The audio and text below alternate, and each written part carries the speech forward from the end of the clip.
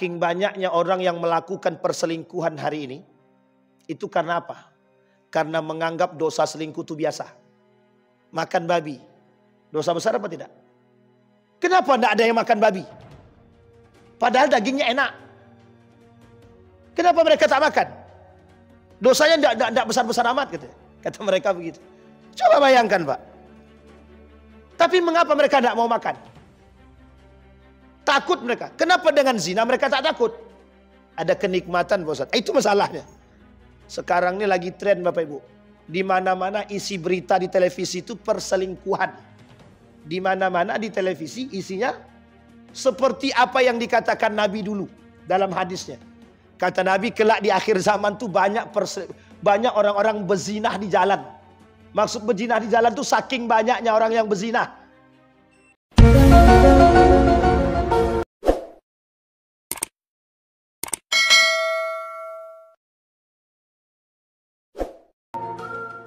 A'udzu billahi minasyaitonir rajim. Bismillahirrahmanirrahim. Assalamualaikum warahmatullahi wabarakatuh.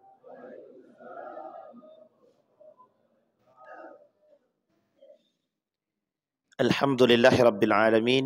Alhamdulillahilladzi arsala rasulahu bil huda wa dinil haqq liyudhhirahu 'alad dini kullih wa kafa billahi shahida. Asyhadu an la ilaha illallah wahdahu la syarika lah wa asyhadu anna Muhammadan 'abduhu wa rasuluh la nabiyya ba'd. Allahumma salli wa sallim wa barik ala hadzal nabiyil karim. Allahumma salli ala Muhammad wa ala ali Muhammad fil alamin innaka Hamidum Majid.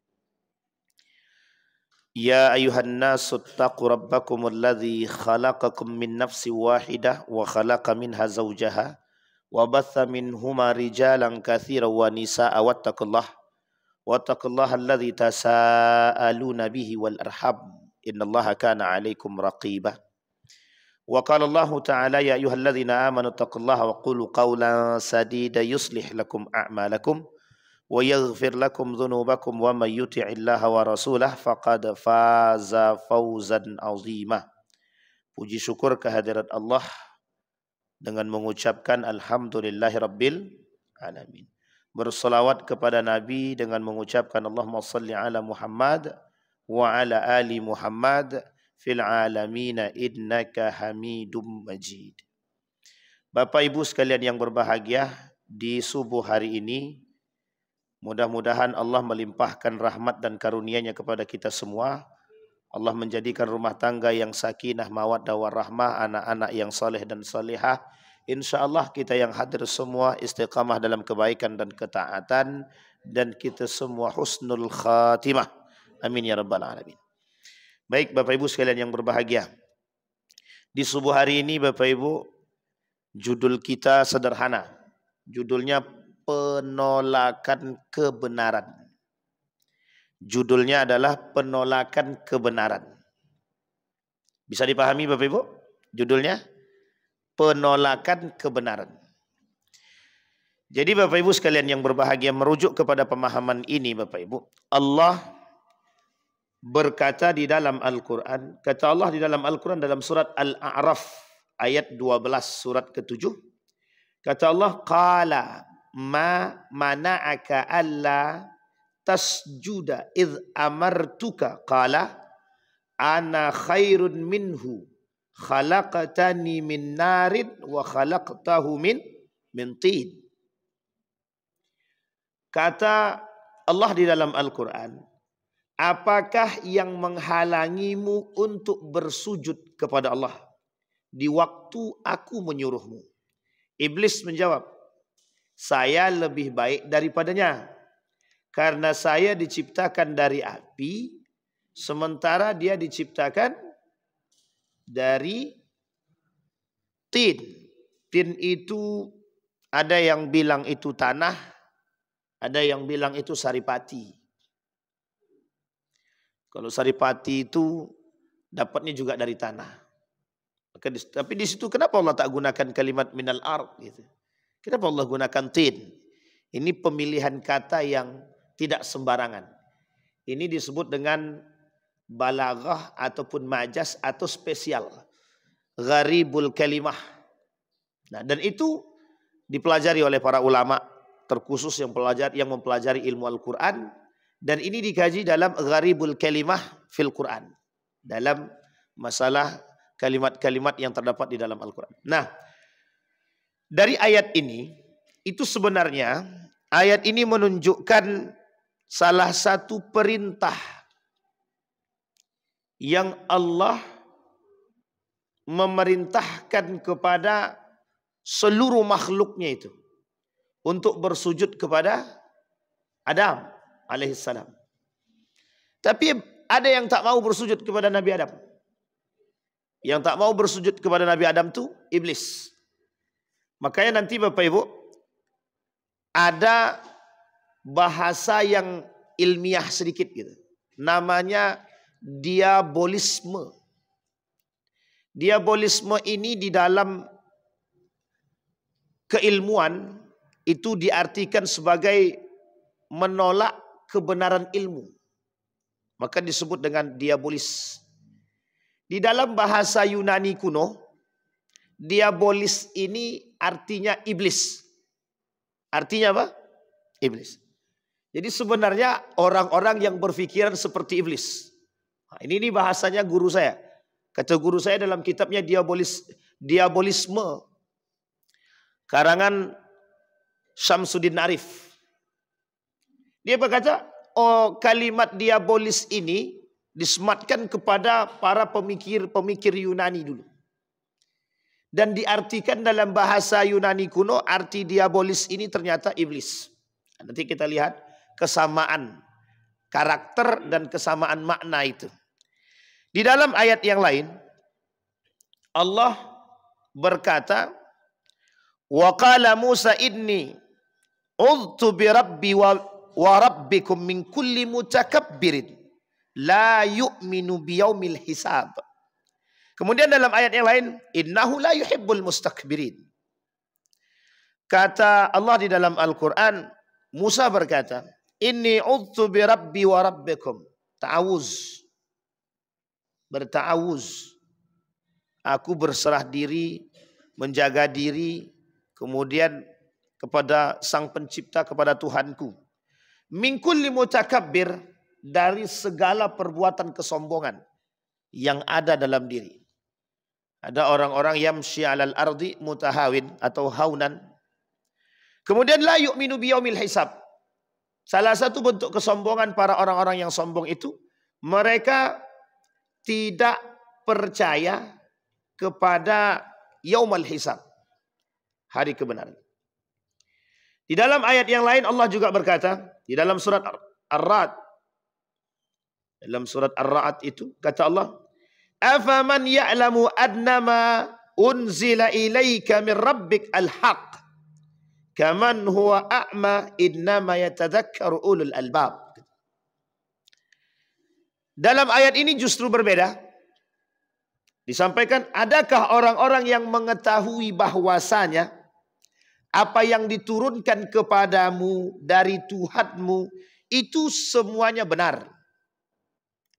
Dan apakah itu benar dengan orang yang buta? Kebenaran itu sama dengan orang yang buta? Ini sebenarnya pelecehan.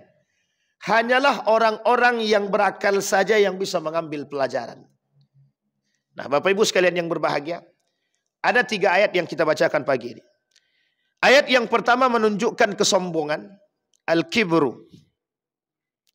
Al-kibru. Al-kibru oleh Imam Az-Zahabi dalam kitabnya Al-Kabair masuk dalam kategori dosa besar. Masuk dalam kategori dosa besar. Pembahasan khususnya di nomor 17 dari 70 dosa besar yang disimpulkan oleh Imam Az-Zahabi. Di nomor yang ke-17. Di nomor yang ke-17 itu Allah berkata di dalam Al-Quran tadi tentang Musa. Bahwa ada kesombongan, yang kesombongan tersebut ditampakkan. Saking disebutkan kesombongan tersebut yang tidak percaya dengan yaumul hisab. Ini cuma bagian kecil. Bagian kecil yang tidak percaya dengan yaumul hisab. Orang yang tidak percaya dengan yaumul hisab dianggap sebagai sebuah kesombongan. Dalam bahasa lain ini, Itu disebut dengan pembangkangan. Disebut dengan bahasa lain pembangkangan. Kemudian pada ayat yang ketiga yang tadi kita bacakan, ada kebenaran yang datang dari Allah, tapi ternyata justru kebenaran itu ditolak. Dan ada pada ayat yang keempat itu, mencampur adukkan kebatilan dengan kebenaran. Talbisul batil bil haq. Mencampur adukkan kebatilan dengan yang benar. Dan ini akan kita coba uraikan. Nah, Bapak Ibu sekalian yang berbahagia, kita uraikan dari ayat yang pertama. Dari ayat yang pertama, di sini menunjukkan adanya kesombongan yang dimiliki oleh Bani Israel. Kesombongan yang dimiliki oleh Bani Israel. Dalam surat Al-Baqarah 40, 41, 42. Boleh Bapak Ibu cek itu yang di Al-Baqarah 40, 41, 42. Apa kata Allah? Ada seruan di situ. Ya Bani Israel, uzkuru ni'mati allati an'amtu alaikum wa aufu bi'ahdi ufi bi'ahdikum wa iyaya farhabun, kata Allah. Wahai Bani Israel, ingatlah nikmatku yang telah kuberikan kepadamu, pertama. Yang kedua, penuhi janjimu kepadaku, kata Allah. Ini kalimatnya Bapak Ibu. Bani Israel, Allah dalam surat Al-Baqarah 40, 41, 42 ada setidaknya 8 seruan kepada Bani Israel. Seruan yang pertama kata Allah, hei Bani Israel, kalian ingat-ingat nikmat yang aku berikan, kata Allah. Yang kedua, penuhi janji kalian kepadaku, kata Allah. Janjinya Allah kepada Bani Israel ini, janjinya Bani Israel kepada Allah ini banyak, tidak sedikit. Dua. Kemudian di dalam ayat selanjutnya, wa aminu bima anzaltu musaddiqan lima ma'akum wa la takunu, kata Allah, awwala kafirin bih. Bani Israel, jangan jadi orang yang pertama kafir. Ingat ini Bapak Ibu. Kenapa kok Bani Israel jangan dikatakan, kata Allah, Bani Israel jangan menjadi orang yang pertama kali kafir. Tahu Bapak Ibu alasannya? Satu, pembangkangnya Bani Israel. Karakter Bani Israel itu pertama pembangkang. Kedua pembantah. Pembantah itu. Dan ini nanti akan kita lihat, akan kita sinambungkan. Pertama, sifat atau karakter orang Bani Israel itu pembangkang. Yang kedua pembantah. Setiap ada kalimat yang disampaikan, mesti ada alasan. Setiap ada kalimat yang disampaikan, pernyataan perintah dari para nabi, mesti ada bantahan dari mereka. Pembantah. Suka ngomentari. Yang kemarin pernah kita ceritakan. Musa, buatkan kami patung lah. Patung sapi lah. Kata Musa, kalian dah paling baik. Tapi kan itu peninggalan nenek moyang kami. Ada juga. Ketika bertanya tentang sapi.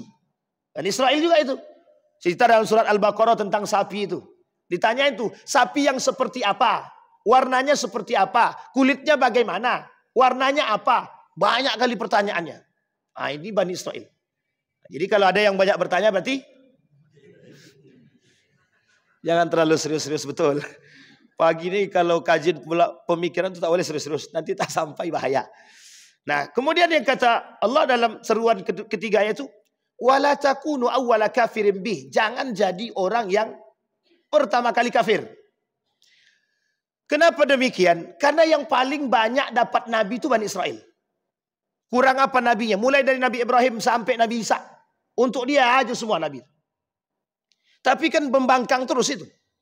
Kasih nabi membangkang. Awalnya baik membangkang.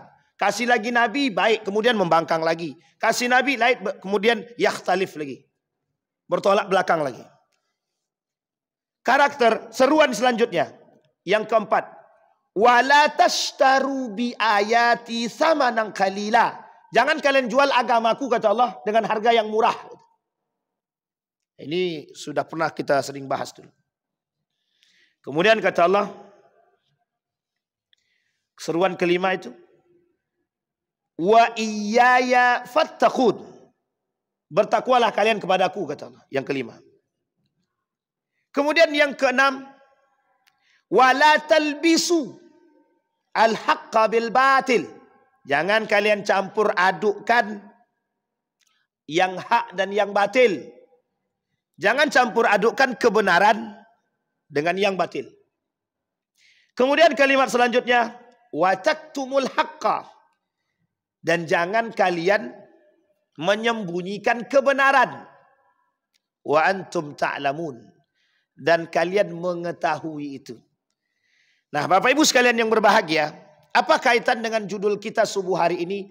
Penolakan kebenaran. Baik. Penolakan kebenaran ini Bapak Ibu, setidaknya artinya begini. Dalam Al-Quran ini artinya ada dua. Satu, Bani Israel yang tidak menerima kebenaran datang dari Allah. Bani Israel yang tidak menerima kebenaran datang dari Allah. Yang kedua, Bani Israel mencampur adukkan yang benar dan yang batil. Yang ketiga, karakter pembangkangan Bani Israel yang keluar daripada tidak menolak. Dia tak menolak. Tidak menolak. Tidak mencampurkan. Tapi dia tak mau tahu itu dengan yang benar-benar itu, tak mau tahu dia. Nah, ini tiga karakter dalam Al-Quran.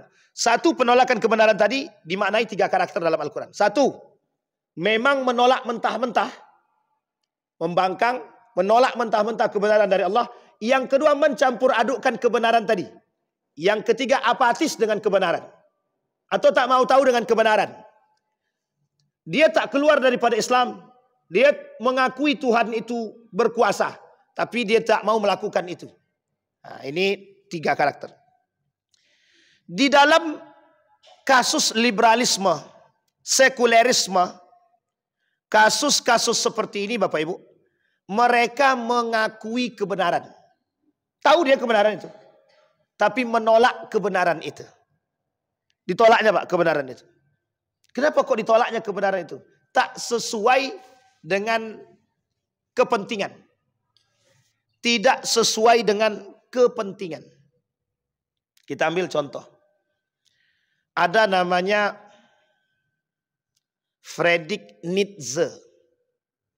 Kata Friedrich Nietzsche gini. Tuhan sudah mati. Bukan tanpa alasan dia bersebut begitu Pak. Dulu di salah satu universitas di Jawa itu, mahasiswanya dia buat begini. Kata mahasiswanya dalam protes. Kata mahasiswa ditulis di situ. Tuhan sudah membusuk. Katanya. Itu umat muslim itu yang buat. Tahun berapa itu? 2015an. Kata dia dibuatnya spanduk besar dengan tulisan Tuhan sudah membusuk. Katanya. Makna daripada tulisan ini, pernyataan ini sebenarnya begini. Kami tidak butuh Tuhan. Kalau kasusnya Friedrich Nietzsche itu tak begitu. Karena terjadinya pertikaian di antara banyak kasus yang dialami ketika itu. Dan ketika itu Friedrich Nietzsche bilang begini, mana nih para pendeta-pendeta ini? Sehingga dia nisbatkan kemana pergi agama ketika terjadi kerusakan di negara. Katanya. Makanya mereka disebut oleh Nietzsche itu, Tuhan sudah mati. Karena tidak ada campur bantuan tangan daripada para pemuka agama terhadap kehancuran negara ketika itu. Sama Pak. Pola pikir yang sama ketika terjadi kekacauan di negara ini. Ada protes dari mahasiswa-mahasiswa. Kalau saya tak salah itu Usuluddin itu. Waktu itu. Orang filsafat bukan Usuluddin. Orang filsafat. Apa kata dia? Tuhan sudah membusuk. Karena tak ada Tuhan dalam urusan kemana mereka ketika terjadinya kekacauan dan kehancuran. Nah, ini konsep yang dimaksud. Jadi Bapak Ibu sekalian yang berbahagia, itu menunjukkan bahwa makna yang terkandung dari pernyataan tersebut, kami tidak butuh Tuhan. Kami ini tidak butuh urus atau campur tangan Tuhan. Yang kami butuhkan itu bagaimana semua ini aman dengan akal manusia yang cerdas-cerdas itu. Misal, tata negara. Mana orang-orang pintar yang mengurus urusan negara? Panggil tuh yang ahli tata negara. Lah kok sembraut begini kok negara ini? Jadi kami tidak butuh Tuhan. Kami butuh manusia yang cerdas. Kami butuh manusia yang pintar untuk mengurus ini. konflik. Mana? Kami tidak butuh Tuhan. Kami butuh pemimpin yang bisa mendamaikan konflik. Ini yang mereka inginkan. Dalam dunia pendidikan misal, kami tidak butuh Tuhan. Yang kami butuhkan sistem pendidikan yang baik. Irlandia. Tahu Bapak Ibu Irlandia? Satu-satunya negara yang terkenal dengan perdamaian yang baik. Itu Irlandia. Sampai-sampai klakson pun tidak ada katanya. Saking damainya. Tapi ateis. Ateis. Makanya mereka katakan, semakin tinggi tingkat ateis satu negara, semakin sejahtera katanya. Kami perdamaian di Irlandia ini, itu tanpa agama. Sehingga lebih banyak ateis. Jadi mereka tak terima ateis itu. Maaf, mereka tidak terima orang-orang yang beragama. Nah, ini poin penting. Maksud ini apa? Menolak kebenaran. Allah ini benar apa tidak? Benar, Pak. Allah ini benar. Yang datang dari Allah adalah kebenaran. Inilah yang ditolak. Itu yang pertama. Dan ini jelas. Orang kafir menolak kebenaran. Maka disebut dengan bahasa Arab, dalam bahasa Arabnya kafir. Yang menutupi diri dari kebenaran. Ada yang kedua. Tadi kan 3 karakter. Karakter yang kedua. Apa karakter yang kedua? Mencampur adukkan yang hak dan yang batil.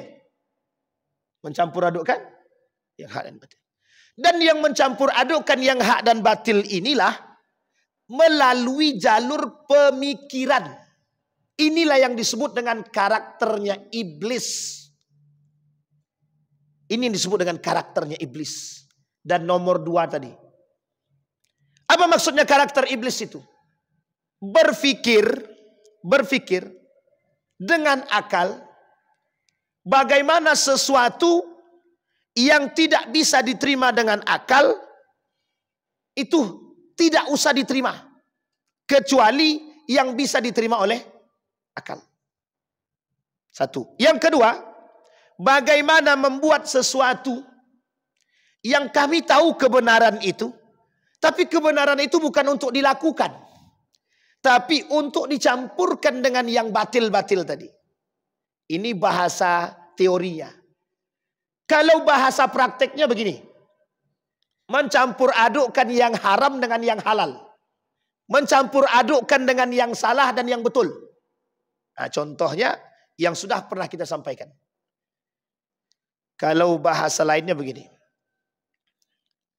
Kalau Islam bilang nikah beda agama itu tak boleh, mereka katakan. Tapi bukan sembarangan mereka mengatakan boleh saja, tidak. Tapi mereka kaji dulu. Kenapa Al-Quran melarang nikah beda agama? Nah, sampai sini paham ya? Rujukannya, kajiannya Al-Quran. Hanya saja mempleseti makna Al-Quran itu tadi yang sesungguhnya. Kita ambil contoh itu kasus nikah beda agama tadi. Sampai mereka bilang begini, ayat ini itu kan jelas. Mereka yakini ayat ini Bapak Ibu. Mereka yakini ayatnya. Cuman yang mereka tidak yakini adalah kenapa Islam melarang nikah beda agama. Sementara dalam Al-Quran membolehkan nikah beda agama dengan ahlul kitab. Berarti Al-Quran ini terjadi salah paham. Atau yang memahaminya tak besar. Kan gitu kata mereka. Sehingga Bapak Ibu, mereka katakan pemahaman terhadap Al-Quran ini itu tidak bisa digunakan dengan pemahaman yang menolak menikah beda agama. Tapi pakailah pemahaman yang membenarkan nikah beda agama dengan gaya ahlul kitab. Ah, itu dia. Sehingga, oh iya juga ya. Mainnya apa? Tapi mereka menolak enggak? Enggak menolak. Mereka yakin terhadap Al-Quran? Yakin. Kasus yang kedua. Kasus saya sampaikan Bapak Ibu. Hasil tulisan mereka tentang LG. Apa kata mereka tentang LG? Kata mereka begini. Secara nalar awam bisa saja dipahami bahwa LG ini sangat sesuai dengan nalar berpikir. Dan bisa dilegalkan secara konstitusional. Ini belum kita masukkan poinnya. Kemudian Mereka katakan begini. Kalau ada orang yang tidak pro dengan orang-orang seperti ini, kata mereka, itu justru melanggar hak asasi manusia dan diskriminatif. Sementara Al-Quran, mereka gunakan dalilnya Al-Quran. Al-Quran menjaga hak setiap manusia. Sekarang Bapak Ibu kalau sampaikan begitu gimana kita? Itu punya hak, dia manusia. Kalau kita katakan binatang tak mungkin, kita katakan iblis juga tak mungkin. Karena memang mereka manusia. Itu alasan mereka. Maka butuh namanya hak asasi manusia untuk menjaga mereka. Dalilnya apa? Islam menjaga setiap nyawa. Islam menjaga setiap nyawa. Ini gaya berfikirnya. Nah, Bapak Ibu, sekarang kita lihat. Bagaimana cara berfikir kelompok diabolis atau yang berkarakter seperti iblis yang mencampur adukkan yang hak dan yang batil tadi. Yang pertama, karakter orang-orang yang menolak kebenaran dengan gaya berfikirnya yang tadi kita sampaikan pada karakter yang kedua tadi, yang mencampurkan yang hak dan yang batil. Karakter orangnya yang pertama, selalu membangkang dan selalu membantah. Tapi bukan berarti, mohon maaf ya, bukan berarti ada orang yang membantah kita, berarti dia diabolis. Kalau dia membantah kebenaran dari yang tidak benar, kemudian dibantah dengan alasan yang membenarkan, itu baik. Yang tak baik itu, yang benar dijadikan salah. Sama seperti tadi. LGBT salah. Tapi kemudian dibenarkan. Makanya kenapa Indonesia darurat? Setiap daerah sekarang banyak LGBT. 2 hari yang lalu, nelpon seorang imam masjid. Curhat tentang jamaahnya. Sudah punya anak 1. 1 hari sebelum itu, curhat lagi. Ada seorang bapak-bapak curhat tentang tetangganya. Salat tiap hari di masjid. Tapi dia lihat. Tapi dia udah punya anak 2. Tadi semalam kemarin curhat pula kawan. Ustaz, Anda punya kawan Ustaz. Anda kira orangnya pokoknya baik Ustaz. Tingkahnya baik, anaknya enggak banyak tingkah lah artinya. Pendiam Ustaz. Tahu-taunya astagfirullahaladzim. Saya bilang ya Allah, dalam 1 bulan ini sudah lebih mungkin dari 10 orang yang curhat tadi. Itu bukan darurat lagi tuh Pak. Sudah sampai di tenggorokan itu. Ini memang betul-betul serius seperti itu. Tentang kemarin kawan saya nelpon dari Pelalawan ke sana. Pelalawan itu. Di sini juga banyak Wan. Cuman kami belum dapatkan data validnya. Anak-anak sekolah nih. Nanti saya bantu carikan. Tapi sudah ada, sudah banyak, sudah mulai sampai ke sini. Nah, coba bayangkan Pak. Jadi memang serius nih LGBT. Memang betul-betul serius. Bukan main-main. Memang betul-betul serius. Karena didukung itu Pak. Karena ada yang mendukung. Yang mendukung ini yang menjadi masalah. Nah, kembali kepada masalah kita tadi. Orang yang mendukung ini, itu dalilnya cuma sederhana Pak. Cuma hak asasi manusia dan intoleran. Jadi hanya karena hak asasi manusia. Mereka harus punya hak sama seperti kita. Dan kita harus bertoleransi dengan mereka. Apa yang diinginkan oleh kaum-kaum liberal tadi daripada itu? Kita yang hadir ini, yang menolak ini, mengaminkan LGBT. Yang kedua, kita memberi ruang gerak bagi mereka. Itu kan pilihan mereka, hak mereka untuk memilih. Inilah yang disebut dengan mencampur adukkan yang hak dan yang batil. Sampai di sini bisa dipahami, Bapak Ibu. Itu baru dalam persoalan itu. Dalam persoalan kehalalan dan keharaman. Jangan Bapak Ibu campurkan yang haram dengan yang halal. Tidak akan bisa bercampur. Tidak akan. Ibarat minyak dengan air. Tidak pernah bersatu. Ustaz, Kami kan main kontraktor, Ustaz. Tender. Untuk dapat tender itu kan harus pakai suap. Maka apa tidak mungkin suap ini dihalalkan? Itu pertanyaan sama saya begitu, Pak. Apa tidak mungkin suap ini dihalalkan? Ini dah paling frontal nih bahasanya, Pak. Yang lain tuh bahasanya agak baik sedikit. Ustaz, apa tidak mungkin dicari sisi lain? Sementara kami punya anak istri. Kami punya anak istri, saya tidak punya pekerjaan. Pekerjaan saya cuma kontraktor ini. Sampai sebegitunya. Itu kan halus itu. Ini penting, Pak. Jadi poin-poin seperti ini itu gaya berpikir sebenarnya. Itu permainan pola pikir saja. Kata Allah, yang haram itu haram. Yang halal itu halal. Kata Nabi, halal, innal halal bayyinun wal haramu bayyinun. Di antara keduanya umurun mustabihat, kata Nabi. Di antara yang halal dan yang haram itu subhat-subhat aja lagi. Tapi yang parahnya lagi, sudah jelas haramnya, sudah jelas halalnya, dicampur pula lagi. Jadi apa? Kalau yang halal dengan haram dicampur jadi apa? Itu subhat tadi. Udah tidak jelas, abu-abu. Kata Nabi di akhir zaman itu memang itu isinya. Kita ambil contoh. Saking banyaknya orang yang melakukan perselingkuhan hari ini, itu karena apa? Karena menganggap dosa selingkuh itu biasa. Padahal kira-kira selingkuh itu dosa besar apa dosa kecil? Zina, Pak. Zina. Dosa besar. Kenapa orang tak pandang bahwa zina itu dosa besar? Kalau orang itu mindsetnya takut dengan Allah, karena ini dosa besar, mesti mereka tidak melakukan. Kita ambil contoh. Makan babi. Dosa besar apa tidak? Kenapa tidak ada yang makan babi? Padahal dagingnya enak. Kenapa mereka tak makan? Dosanya tidak besar-besar amat, kata mereka begitu. Coba bayangkan, Pak. Tapi mengapa mereka tidak mau makan?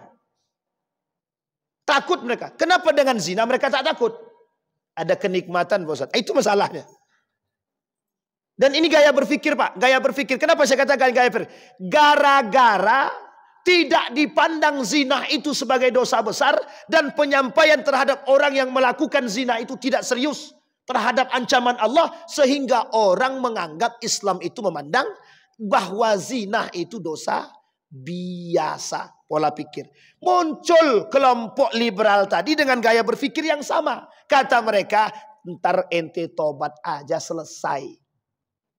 Ini pola pikir, Pak. Pola pikir. Pada poin yang ketiga, karakter yang ketiga. Apatis. Pragmatis. Terhadap apa? Terhadap persoalan yang seperti ini. Nah, ini poin penting, Pak. Jadi kalau kita termasuk orang yang apatis, pragmatis terhadap dosa-dosa besar, ya itu yang masalah kita hari ini. Makanya kenapa minum khamar tak bisa diberantas? Kenapa minuman keras itu tidak bisa diberantas? Banyak persoalan. Satu, karena urusan kepentingan. Yang kedua, karena dianggap minum khamar itu biasa. Ada cerita, itu ceritanya seorang pemuda itu. Dosa yang paling kecil di antara berzina, membunuh, dan minum khamar. Mana yang paling kecil? Seorang pemuda alim dijebak di dalam rumah. 3 pilihannya. Berzina, kemudian membunuh, yang ketiga minum minuman keras. Mana yang dipilih sama dia? Yang paling kecil di antara 3 ini, semua 3 ini dosa besar. Tapi yang paling kecil di antara dosa besar 3 ini cuma minum khamar. Dipilihnya minum khamar, semua dibunuhnya. Perempuan diperkosanya, anak dibunuhnya. Dapat 3 sekali. Coba bayang. Gaya berpikir, Pak. Gaya berpengaruh siapa? Sehingga mereka anggap minuman keras ini biasa saja. Nah, ini penting, pola pikir. Dan ini karakter. Nah, sampai di sini bisa dipahami Bapak Ibu ya. Nanti baru kita lihat gaya apatis seperti ini, apakah masuk daripada karakter iblis tadi. Nah, kan ada karakternya membangkang dan membantah. Yang kedua, intelektual, diabolik, bersikap takabur. Nah, ini dia. Para orang berilmu, para orang-orang berilmu tadi, yang mengatakan bahwa nikah beda agama itu tidak salah, melakukan riba itu tidak salah. Orang cuman pinjam aja kok, ngapain harus pakai campur tangan agama? Orang minjam uang itu kan urusan sosial, ngapain harus pakai campur tangan agama? Masalah LGBT itu kan urusan hak asasi manusia. Masalah pencampur aduan agama, sinkritisme, itu kan masalah pola pikir. Setiap orang berhak diatur oleh undang-undang, siapapun berhak memilih. Nah, ini dalil, ini alasan. Di sini dikatakan, orang yang berpikir seperti itu oleh para ulama disampaikan, orang seperti itu disebut dengan takabur, sombong, angkuh, congkak, arogan. Apa kata Nabi dalam hadisnya? Kata Nabi dalam hadisnya, al-kibru batalul haq wa ghamtun nas. Kata Nabi begini, sombong itu menolak yang benar dan meremehkan orang lain. Sombong itu kata Nabi, batalul haq. Apa itu batalul haq? Menolak kebenaran. Wa ghamtun nas, meremehkan manusia. Coba bayangkan jika para pejuang LGBT mau paham, mau menalar dengan akal sehat saja. Andai kata, na'udzubillah min zalik ya, na'udzubillah, mayoritas itu LGBT, ada keturunan, punah semua Pak, punah, habis. Coba kalau mereka mau berpikir dengan sehat itu.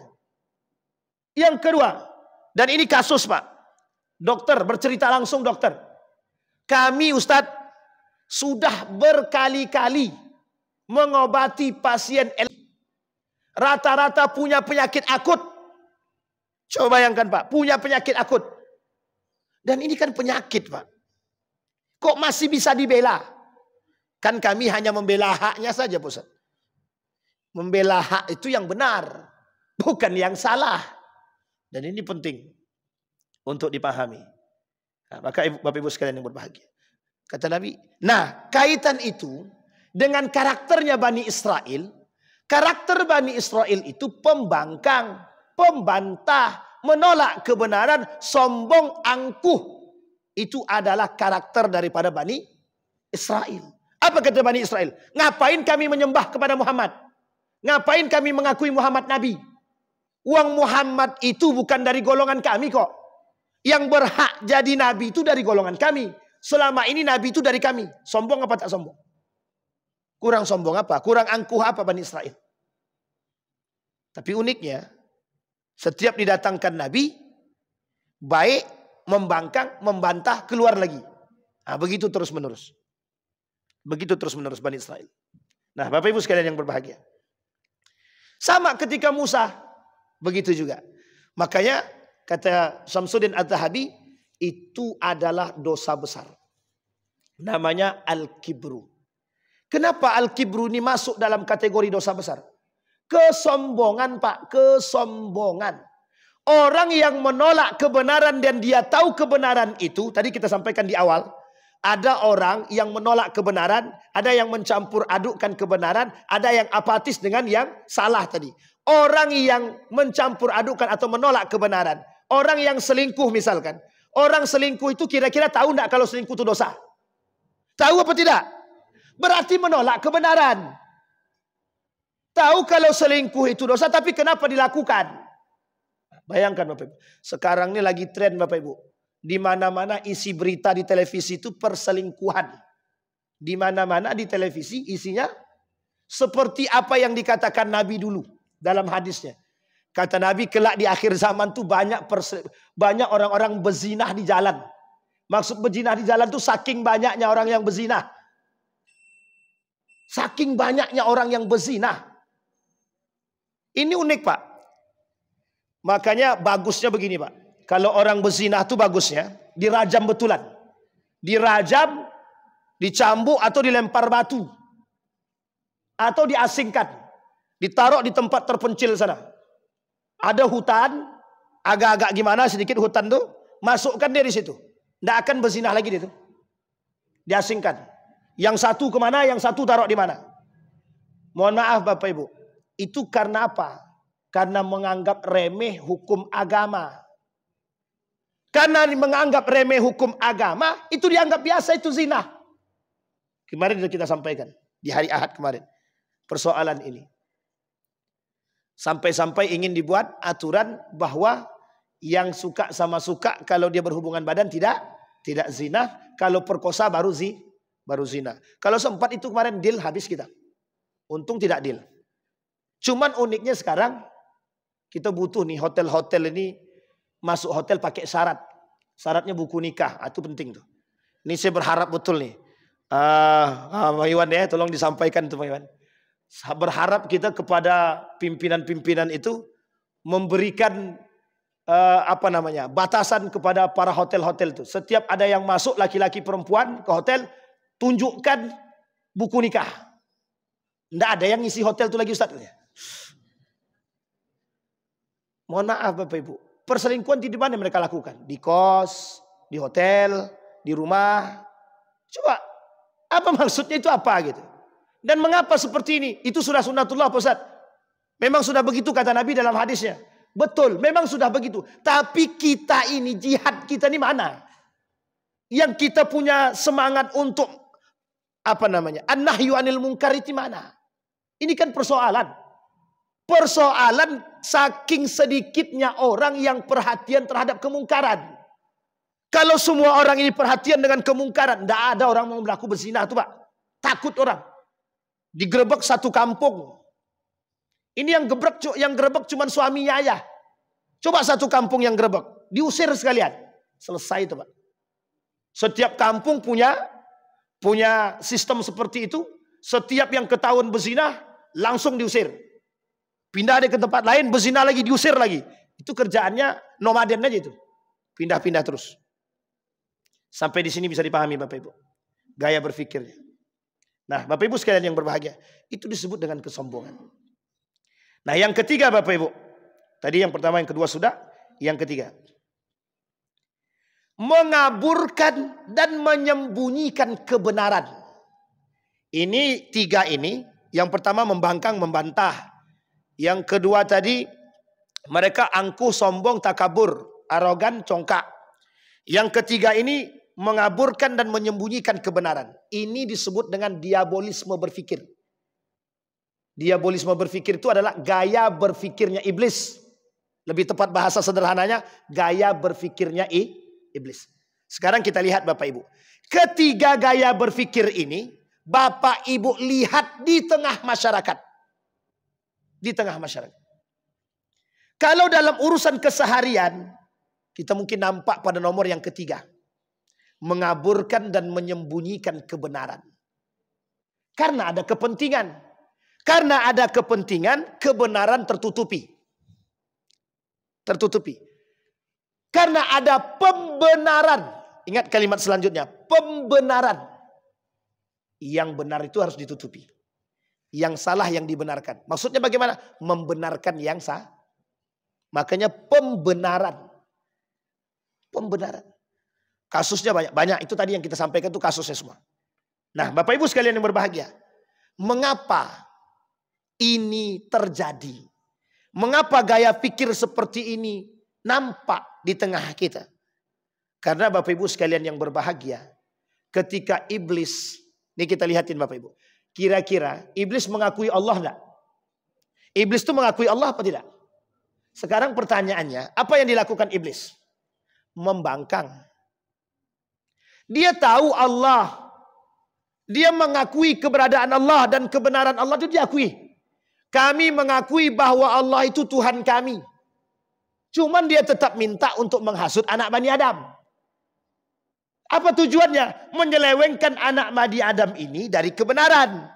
Saking sombongnya iblis itu, dia kata kami ini diciptakan dari api. Sementara anak Bani Adam ini, Nabi Adam ini diciptakan dari tanah. Lebih kuat mana? Kuat api atau tanah? Coba bayangkan. Sebenarnya kuat tanah. Kalau api sedang hidup disiram pakai tanah mati juga itu. Kalau tanahnya banyak. Kalau apinya kecil. Kecuali yang kebakaran. Ya, itu lain cerita. Nah, ini Bapak Ibu. Jadi memang itu karakter iblis. Ya, kesombongan iblis begitu. Saking sombongnya iblis katakan kepada Tuhan, kami diciptakan dari api sementara manusia diciptakan dari tanah. Kok kami diperintahkan untuk sujud kepada manusia? Kan kesombongan. Kemudian dihasutlah oleh iblis agar anak Bani Adam ini membantah dan membangkang kepada Allah. Inilah yang disebut dengan, makanya bahasa Yunani kuno itu, diabolis itu diartikan pemikiran iblis. Jadi diartikan, artinya apa? Orang-orang yang berpikir seperti itu, seperti yang tadi kita sampaikan, itu berkarakter seperti. Jadi muncul pertanyaan, berarti orang liberalisme, sekulerisme itu iblis, Pak Ustaz? Nah, itu yang jangan sampai begitu pula kita. Artinya karakter dan gaya berpikir. Karakter dan gaya berpikir. Nah, Bapak Ibu sekalian yang berbahagia, apa kata Allah di dalam Al-Quran? Wa idh qulna lil malaikati isjudu li Adama fasajadu illa iblis. Ketika kami perintahkan mereka bersujud, cuma satu, iblis tak mau. Yang ditonjolkan di situ apa? Kesombongan. Al-kibru. Nomor 2 tadi kan? Al-kibru. Arogansi. Yang mereka tonjolkan. Kembali kepada ayat 40 tadi. 40, 41, 42. Surat Al-Baqarah tadi. Apa seruan Allah kepada mereka? Hei! Kata Allah kepada Bani Israel. Berarti gaya berpikir Bani Israel itu hampir sama dengan gaya berpikirnya iblis. Yang suka membangkang, arogansi. Dan tidak mau. Mereka minta Tuhan sudah mereka sembah Allah, kemudian mereka bangkang. Mereka membangkang kepada Allah, membantah kepada nabinya. Karakter berpikirnya. Sekarang Bapak Ibu boleh lihat. Banyak orang yang berpikir berkarakter seperti Bani Israel ini banyak. Kita kasih alasan, lebih banyak pula alasan dia lagi. Nah, jadi kalau ada orang-orang seperti ini, bukan berarti dia Bani Israel juga ya. Seruan selanjutnya, wala talbisul haqqa bil batil. Karakter Bani Israel juga. Mencampur adukkan yang hak dan yang batil. Ternyata karakter Bani Israel juga. Dan karakter Bani Israel yang mencampurkan yang hak dan yang batil berasal dari pola pikir juga dan kepentingan. Itu juga dilakukan oleh umat manusia hari ini. Apa tujuan mencampur adukkan yang hak dan yang batil? Mengaburkan kebenaran, menyembunyikan Masih ingat itu kasusnya itu? Masih ingat kasusnya itu? Penolakan terhadap jilbab, penolakan terhadap berpakaian-pakaian yang baik. Kalau kita masuk pesantren kan, wajib berbusana muslim. Kan begitu. Bagi laki-laki. Wajib berbusana muslimah bagi perempuan. Ada orang yang berpikir begini. Berpakaian kok harus diatur. Berpakaian aja kok harus diatur. Bahasa ini sederhana. Tapi berpengaruh Pak. Berpengaruh. Berpakaian aja kok diatur. Kalimat itu sederhana memang. Tapi berpengaruh itu. Apa pengaruhnya? Akal. Oh iya ya. Kan hak-hak kami. Mau kami pakai celana pendek kek? Anak-anak kami kok. Mau dia berpakaian tank top kek? Itu kan urusan kami. Pakaian kami. Nah, begitu keadaan orang hari ini. Manusia hari ini itu begitu. Yang penting hakku. Jangan. Kenapa kalian harus campur urusan kami? Kan kalimatnya begitu. Jangan kalian campuri urusan pribadi kami. Mau dia tak pakai jilbab kek? Mau dia pakai celana pendek kek? Mau dia pakai tank top kek? Jangan kalian campuri urusan kami. Itu hak kami, urusan kami. Betul apa salah? Begitu pola pikir mereka. Iya. Dan ini gaya berpikirnya Bani Israel. Gaya berpikirnya Bani Israel. Dan menyembunyikan kebenaran juga bagian daripada gaya berpikirnya Bani Israel. Nah, kemudian Bapak Ibu sekalian yang berbahagia, apa kata Allah? Berimanlah kalian dari apa yang aku turunkan. Apa yang dilakukan oleh Bani Israel? Tidak mau dia beriman. Isra dan Mi'raj. Itu Bani Israel tuh. Sekarang kita kembali kepada Yahudi dan Nasrani. Apa yang dilakukan oleh Nabi? Nabi tunjukkan kebenaran. Ketika mereka bertanya tentang ruh, dijawab sama Nabi. Urusan ruh, urusan Allah. Tidak berani mereka ngomong apa-apa. Mereka yakin sama Allah. Yakin. Cuma tak yakin dengan Muhammad saja. Coba bayangkan. Maka ketika Nabi Muhammad Isra dan Mi'raj itu, mereka tidak percaya sama sekali. Yang tidak percaya siapa? Nasrani, Yahudi. Nasrani dan Yahudi. Coba bayangkan Pak. Jadi mereka tidak mau beriman. Makanya kalimat selanjutnya dalam Al-Quran itu, nu'minu bi ba'dil wa nakfur bi ba'd. Kami beriman kepada sebagian, kami kufur kepada sebagian. Mana yang enteng dan mudah bagi kami terima, kami iman. Kalau tak sesuai dengan akal dan hati kami dan kepentingan kami tolak. Makanya waktu Nabi datang, ini dalam sejarah Bapak Ibu, ketika Nabi datang di Mekah itu banyak yang menolak. Kenapa orang mereka menolak Nabi? Karena Nabi menolak kebiasaan mereka. Kebiasaan-kebiasaan mereka. Apa kebiasaan mereka? Minum khamar, budak, berzina, berjudi, konglomerasi. Itu tradisi mereka Pak.